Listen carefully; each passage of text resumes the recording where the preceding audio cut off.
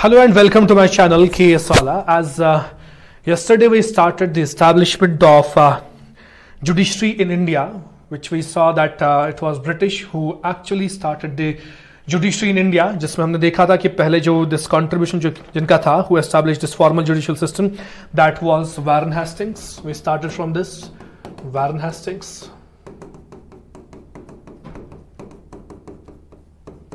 After that we saw Cornwallis was there, जिसने कुछ change हमने पहले देखा था. इनने क्या लाया था? दीवानी अदालत. एंड ही ब्रॉट दी फौजदारी अदालत, जिनकी फाइनल अपील कहां थी? सदर दीवानी और सदर निजामत में. और उसके बाद दीवानी और फौजदारी अदालत किसने अबॉलिश किए थे? It was by Cornwallis who actually abolished this Deewani and फौजदारी अदालत, जहां पे इनने 4 provincial courts of this circuit and 4 provincial courts of appeal establish किए थे. उसके बाद जो नेक्स्ट चेंज थी into the judicial setup of India, that was brought by William Bentinck. William Bentinck जो है नेक्स्ट आए थे, जिसने change it. He was not the next governor general, he was the person जिसने नेक्स्ट चेंज लाई किसमें? Judiciary में. William Bentinck. So when he was there as the Governor General of this East India, Bengal, उसके बाद Governor General of India. So what he did, he abolished those 4 courts of circuit and appeal. जो हमने कल देखा था, जो structure हमने कल बनाया था, 4 courts of circuit and 4 courts of appeal जो थे, इसने वो abolish किए. एंड वहां पे इसने बनाया कमिश्नरीज. जो हमने कल स्ट्रक्चर पूरा देखा था, वो स्ट्रक्चर क्या था? हमने टॉप पे देखा था, जो कॉर्नवालिस ने लाया था, दैट वाज मुंसिफ कोर्ट. मुंसिफ के नेक्स्ट जो स्ट्रक्चर में था मुंसिफ के बाद, that was the registrar courts.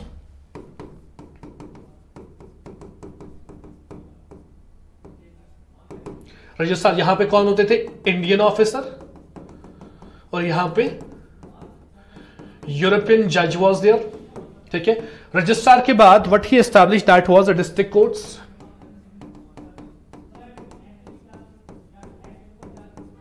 District courts में हमने देखा था, ही एस्टैब्लिश्ड डिस्ट्रिक्ट्स में 4 provincial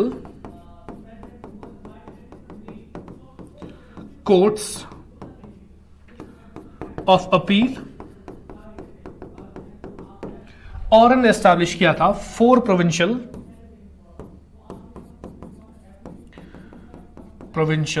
courts of circuit. That was the setup up to the district level. तो था क्या यहां पे? ये था सिविल केसेस के लिए एंड ये था क्रिमिनल केसेस के लिए.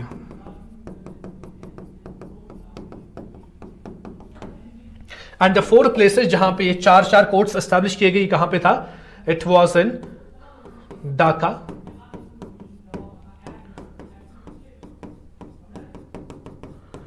Murshidabad, third was Calcutta and 4th was Patna. तो इन 4 जगहों पे 4 कोर्ट्स बनाए, provincial court of appeal and circuit. लेकिन इनसे अगर अपील जा सकती थी, वो कहां जा सकती थी? दैट वॉज सदर दीवानी अदालत. यहां पे सदर निजामत अदालत. और इनसे ऊपर अगर कुछ था, दैट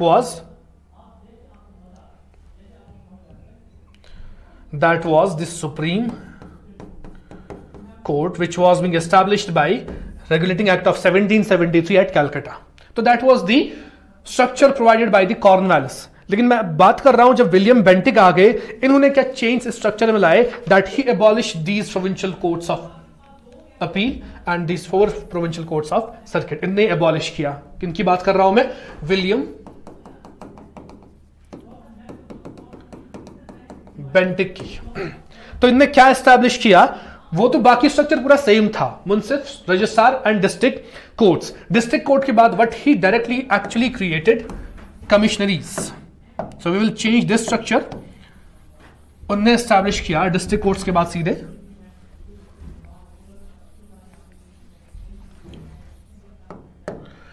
कमिश्नरीज को.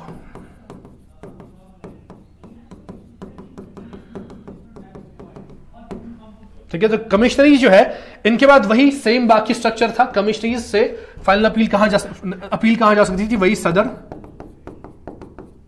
दीवानी, बाकी सब सेम रहेगा, सदर दीवानी अदालत, एंड यहां पे सदर निजामत अदालत, वही सिविल केसेस, क्रिमिनल केसेस। तो वहां से फिर लास्ट पे supreme court. That was the only change that he established those four provincial courts of appeal and circuit। तो उसकी जगह पे क्या बनाया? कमिश्नरीज। बाकी पूरा स्ट्रक्चर सेम था। That was the only change which was being brought by William Bentinck। तो उसके बाद what happened this next? तो नेक्स्ट जो चेंज आई थी that was in 1865। 1865 उस टाइम पे ब्रिटिश क्राउन यहां पे रूल कर रहा था। इससे पहले यहां तक क्या था? इंग्लिश ईस्ट इंडिया कंपनी कर रही थी रूल, तो वो चेंज ला रहे थे। लेकिन इस टाइम पे 1865 में ब्रिटिश डायरेक्टली रूल कर रहा था इंडिया में। तो जो नेक्स्ट चेंज आई थी वो क्या था? जो ये सदर दीवानी अदालत है और सदर निजामत अदालत है, इनको एबॉलिश किया गया और इनकी जगहों पर बनाया गया high courts. So high courts were first time incorporated in 1865. So what was this change? That these Sadar Diwani Adalats and Sadar Nizamat Adalats were abolished, and at these place जो directly established हो गया वो क्या था? That was after commissionaries, it was high courts. High courts के बाद end पे Supreme Court at Calcutta. That was the structure which was being changed in 1865 directly by the Britishers. ठीक है, तो ये यहां तक जब ब्रिटिश था तो यही स्ट्रक्चर चल रहा था। इसके बाद जो प्रेजेंट स्ट्रक्चर है, जो आजादी के बाद भी फॉलो फिर किया गया, तो अगर मैं प्रेजेंट स्ट्रक्चर की बात करूं, प्रेजेंट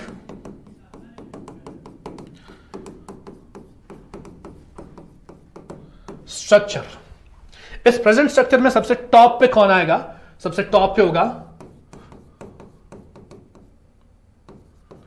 सुप्रीम कोर्ट।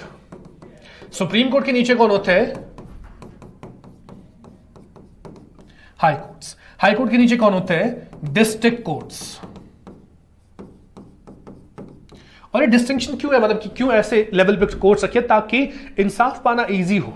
ऐसा ना हो कि सबको ऊपर सुप्रीम कोर्ट जो दिल्ली में है वहां जाना है। इसीलिए हर एक एरिया में कोर्ट्स एस्टैब्लिश किए गए ताकि दैट जो जस्टिस प्रोसेस है इजी बनाया जा सके। तो अभी जो प्रेजेंट स्ट्रक्चर है that is supreme court at the top, उसके बाद हाई कोर्ट्स जो स्टेट में होता है, उसके बाद जो डिफरेंट डिस्ट्रिक्ट्स है वहां पे डिस्ट्रिक्ट कोर्ट्स। यही डिस्ट्रिक्ट कोर्ट्स जो है इनको आप डिफरेंट स्ट्रक्चर्स में डाल, जैसे हमने देखा था डिस्ट्रिक्ट, इससे पहले सदर दीवानी होता था, सदर निजामत होता था। आजकल जो है, आजकल प्रेजेंट इंडिया में, प्रेजेंट कॉन्टेक्स्ट में डिस्ट्रिक्ट कोर्ट्स जो है इनको 3 में डिवाइड किया गया है। I will show you the district courts. एक वो कोर्ट्स, वो डिस्ट्रिक्ट कोर्ट्स जहां पे सिविल केसेस होते हैं, ठीक है। एक वो डिस्ट्रिक्ट कोर्ट्स या सिविल कोर्ट्स भी कह सकते हो आप, केसेस की जगह सिविल कोर्ट्स, तो ये नाम में ही है, यहां पे सिविल केसेस होंगे, ठीक है। और कौन? क्रिमिनल कोर्ट्स, जैसे फौजदारी अदालत एंड दीवानी अदालत, वो क्या था? Civil court and criminal court. वैसे आजकल सिविल कोर्ट अलग, क्रिमिनल कोर्ट अलग। एक और कोर्ट होता है डिस्ट्रिक्ट लेवल पे, that is the revenue court.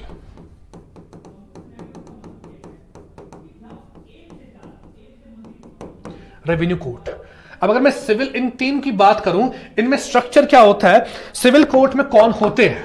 इसमें सबसे पहले कौन होते हैं? डिस्ट्रिक्ट जज या एडिशनल डिस्ट्रिक्ट जज। सबसे टॉप पे कौन होते हैं सिविल कोर्ट में? डिस्ट्रिक्ट जज या तो होते हैं एडिशनल डिस्ट्रिक्ट जज। इसके बाद इसके नीचे जो अथॉरिटी हो सकती है वो कौन होता है?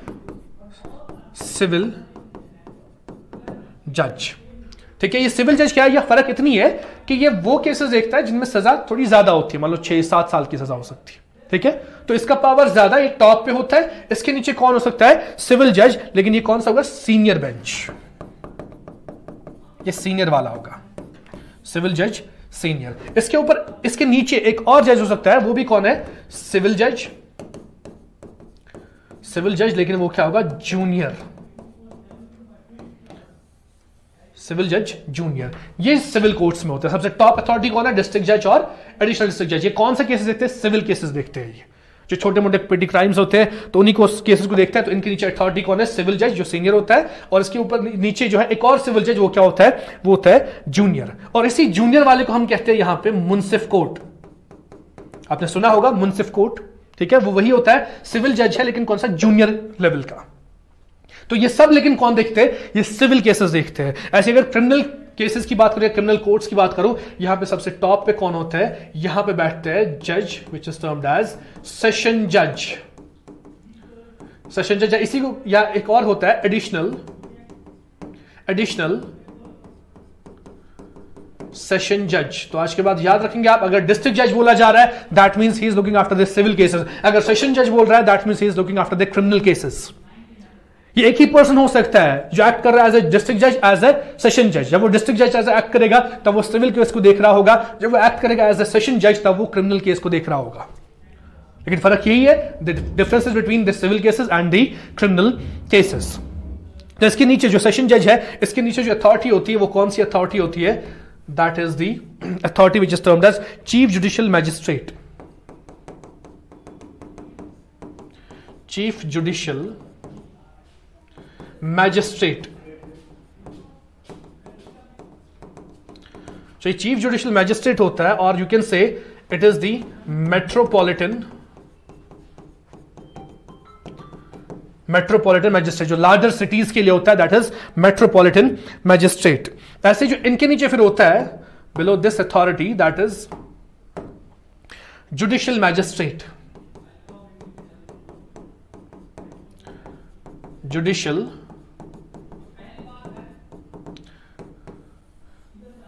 मैजिस्ट्रेट।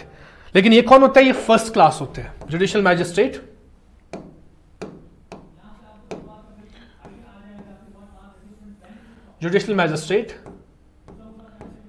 First class.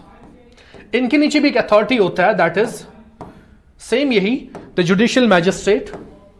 जैसे यहां पे था सेम सीनियर जूनियर, यहां पे भी यही है, जुडिशियल मैजिस्ट्रेट। लेकिन ये क्या होगा? सेकेंड क्लास होगा, ये सेकेंड क्लास। तो ये है स्ट्रक्चर इनका क्रिमिनल कोर्ट्स का डिस्ट्रिक्ट में।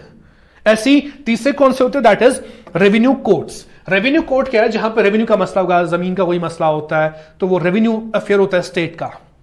तो रेवेन्यू कोर्ट्स अलग होते हैं। सबसे पहले टॉप पे यहां पे कौन होता है? Board of revenue.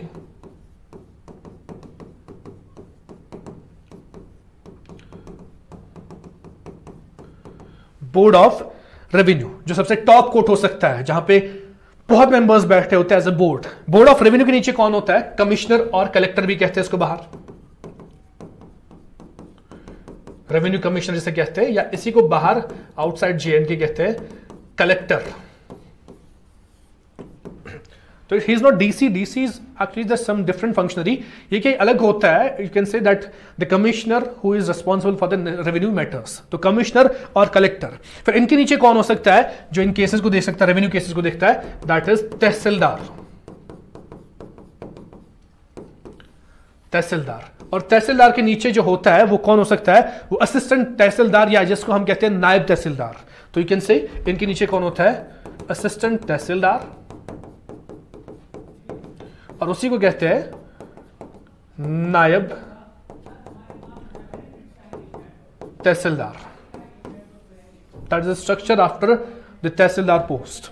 तो this was the present judicial structure of India which is currently going on into the different districts of India। चाहे हमने देखा जो ये प्रेजेंट स्ट्रक्चर है, we saw that in this structure there top पे कौन है? सुप्रीम कोर्ट है, उसके बाद कौन आते हैं? हाई कोर्ट्स, हाई कोर्ट्स के बाद डिस्ट्रिक्ट कोर्ट्स है, डिस्ट्रिक्ट कोर्ट तीन अलग अलग कोर्ट्स में डिवाइडेड है। सिविल केसेस के लिए अलग है, क्रिमिनल केसेस के लिए अलग है, और रेवेन्यू केसेस के लिए अलग है। अगर बात की जाए सिविल कोर्ट्स की तो डिस्ट्रिक्ट जज या एडिशनल डिस्ट्रिक्ट जज वहां पे होता है जो केसेस को देखता है, टॉप अथॉरिटी जो है। वरना केस यहां से शुरू होता है, जब भी कोई सिविल केस होता है वो यहां से शुरू होता है। अगर आपको यहां लगा कि इंसाफ नहीं मिला, you can go to the civil जज सीनियर जो है उसके पास जा सकते हो। अगर आपको वहां भी लगा कि इंसाफ नहीं मिला मुझे, तब आप जा सकते हो डिस्ट्रिक्ट जज या एडिशनल डिस्ट्रिक्ट जज के पास। Same is the case with criminal cases. जब कोई क्राइम होता है तो पहले उसको कहां देखा जाता है? Judicial magistrate second class. अगर वहां इंसाफ नहीं तो यहां इंसाफ नहीं तो थर्ड लेवल पे चीफ जुडिशियल मैजिस्ट्रेट के पास। अगर वहां नहीं तो सेशन जज देख लेता है उसी सेम केस को। फर्क ये है कि अब क्रिमिनल केस में आप देखो यहां पे क्रिमिनल केस में क्या, अब ये सवाल ये है क्या सेशन जज can he give the death penalty? Yes, he can give the death penalty, जिसमें डेथ पेनल्टी सजा होगी। अब समझ रहे? तो ये उस पावर तक जा सकते हैं। इनका क्या, आप देखो जहां पे डेथ पेनल्टी है वो भी देख सकते हैं। यहां पे क्या हो सकता है, वो केसेस जहां पे 1 साल तक सजा होती है। ये क्या देख सकता है, वो केसेस जहां पे 3 साल तक की सजा होती है, वो केसेस इनके पास जाते हैं। ऐसा भी होता है, ऐसा नहीं है कि यहां से पहले शुरू होगा। ऐसा है कि जब कोई क्राइम ऐसा होता है जिसकी सजा 3 साल, वैसे क्रिमिनल केसेस है इसमें मिनिमम 3 साल की सजा होती है, 3 साल की सजा अगर है तो वो यहां जाएगा, ठीक है। ऐसे ही अगर 3 साल की सजा और कुछ और प्रोविजंस होंगे उसमें, तो वो केस ये देखेगा। अगर 7 साल की सजा देखनी है तो वो यही देखेगा। अगर 7 साल से ऊपर तो ये वाला जज देखेगा, दैट इज सेशन जज। अगर कोई ऐसा क्राइम किया होगा जिसमें 7 साल की से ज्यादा सजा हो सकती है तो वो कौन देखेगा? सेशन जज देखेगा। ऐसे ही रेवेन्यू के लिए मैंने देखा कि जब भी रेवेन्यू मसले होते हैं तो कौन कौन सबसे टॉप पे होता है? Board of revenue. शुरू कहां से होता है? असिस्टेंट या नायब तहसीलदार से शुरू, वहां से होता है। फिर तहसीलदार के पास, तहसीलदार के बाद कमिश्नर और कलेक्टर के पास, कलेक्टर के बाद बोर्ड ऑफ रेवेन्यू होता है जो रेवेन्यू केसेस को देखता है इन द डिस्ट्रिक्ट्स। तो that was all for today. We have complete the structure of Indian judiciary, या एस्टैब्लिशमेंट कैसे हो गया, या आजकल का प्रेजेंट स्ट्रक्चर क्या है इंडियन जुडिशरी का। दिस इज दैट स्ट्रक्चर जो आजकल इंडिया में चल रहा है, which is about the courts, the structure of the courts in India. तो tomorrow I will discuss about that जो यहाँ पे डिफरेंट पर्सनालिटीज एसोसिएटेड होती है कोर्ट्स के साथ, वो भी आपसे पूछे जा सकते हैं। जैसे हम देखेंगे सीजीआई कौन है, एक्टिंग सीजीआई कब होता है, दिस एक्टिंग या this you can say that ad hoc जज कौन होते हैं, या different personalities who are associated with this courts. In fact I will introduce the J and K high court. ये जेएंडके में जुडिशियल सिस्टम कब से शुरू हो गया, who was the person who established the judicial system, कौन से राजा थे जिनने ये शुरू किया। तो all these things will be discussed in tomorrow's class. Thank you for today, take care.